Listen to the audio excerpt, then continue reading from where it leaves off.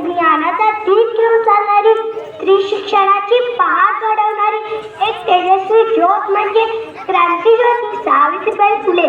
ज्या काळात स्त्रीला शिक्षणाचा विचारही पाप मानले जात होते, ज्या काळात मुलींच्या हातात पुस्तक नव्हे तर बंधने होती, त्या काळात सावित्रीबाईंनी ज्ञानाचा झेंडा उंचावला आणि इतिहासाची दिशा बदलली. 3 जानेवारी 1831 रोजी जन्मलेल्या सावित्रीबाई फक्त एक व्यक्ती नव्हत्या, त्या एक विचार होत्या, त्या एक चळवळ होत्या.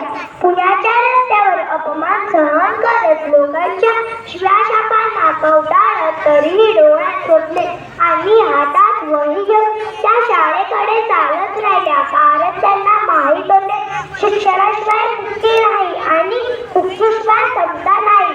सावित्रीबाईंनी स्त्रीला माणूस अधिकार दिला, विधवेला आयतेचा आधार दिला आणि समाजाला मानवतेचा आरसा दाखवला. मित्रांनो, आज आपण शाळेतून शिकत आहोत, स्वप्ने पाहत आहोत, उंच भरारी घेण्याची भाषा करत आहोत. हे सारे त्या मातेच्या संघर्षाचे फळ आहे, जिने समाजासाठी स्वतःचे आयुष्य पणाला लावले. चला तर मग आपण त्यांची आठवण काढू नये, तर त्यांच्या विचारांचा वाचा जपावा, ज्ञानाला शस्त्र बनवूया आणि समानतेचा दीप अखंड तेवत ठेवूया. सावित्रीबाई फुले अमर आहेत, कारण त्यांचे विचार अमर आहेत. एवढे बोलून मी माझे 2 शब्द संपवते. जय हिंद, जय भारत.